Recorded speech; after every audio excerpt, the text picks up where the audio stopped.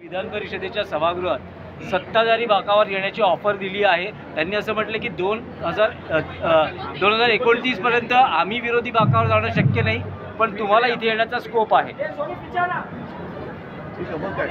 नाही आहे का? ऑफर दिली आहे, तुम्ही स्वीकारता का ती ऑफर? माहिती नाही, तो नुसता बाकाचा नाही, प्रसंग बडा बाका आहे। तर या गोष्टी थोड्या खेळीमेळीने आल्या तर त्या खेळीमेळीने घ्यायला पाहिजे।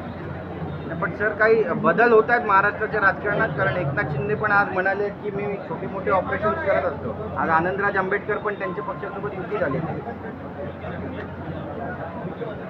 जाऊ दे, आता ऑपरेशनचा माझ्या एवढा अनुभव त्यांना नाही। मी छोटी मोठी ऑपरेशन करत असतो, मी करतो ती मोठी ऑपरेशन करतो। उद्धवजी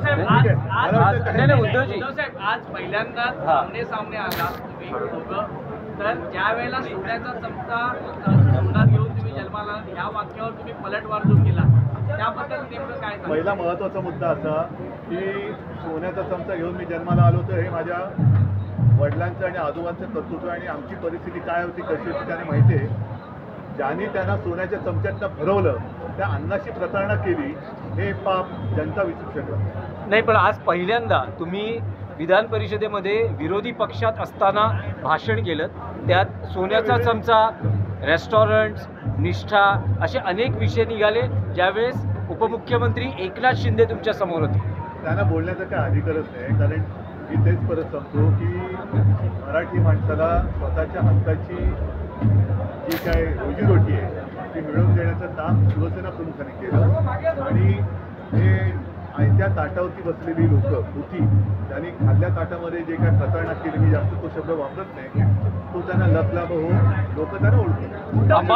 अंबादासजी दानवे यांनी सभागृहात आज दोनदा मी पुन्हा येईल हे सभागृहात त्यांनी वाक्य, अगदी देवेंद्र फडणवीस यांचं नाव घेऊन त्यांनी ते वाक्य म्हटलं। माझ्या वाटण्यात बदल बोला तुम्ही म्हणा म्हणून, कारण ही कोणाची एकाची मुक्तेदारी नाही, विरोधी पक्ष सुद्धा आहेत आणि त्याच्यामुळे सभागृहात येणं, जसं अनिल परब आले, त्याच्या आधी दिलीन झाला, आता मी तर बिनविरोध आलो होतो, तर सचिन पण तसे झाले, तर मी तर जाणं येणं सुरू असतं।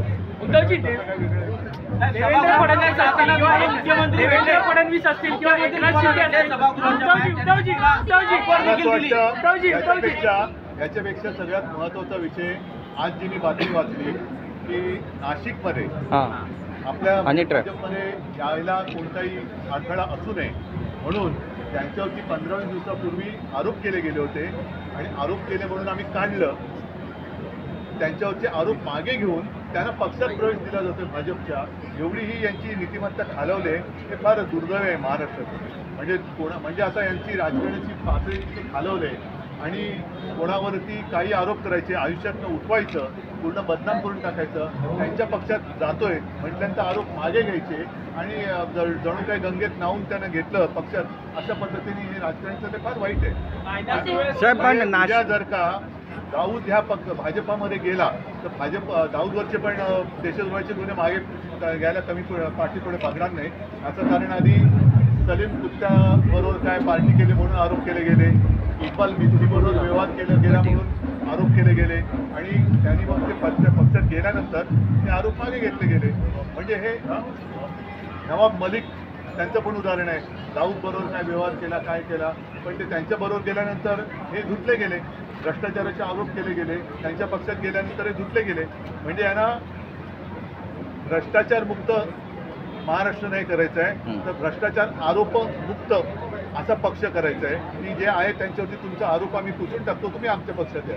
हे एवढ्या पातळीवरती राजकारण केले, अशा वेळेला आम्ही आमने सामने आलो की हे झालं का ते झालं, ह्या गोष्टी गौण आहेत। उद्धवजी, तुम्ही सामनाला जी मुलाखत दिली आहे त्याचा टीजर आलेला आहे आणि त्यात तुम्ही असं म्हणतात की राजही आपल्या सोबतच आहे। ते सामनाची मुलाखत बघा ना।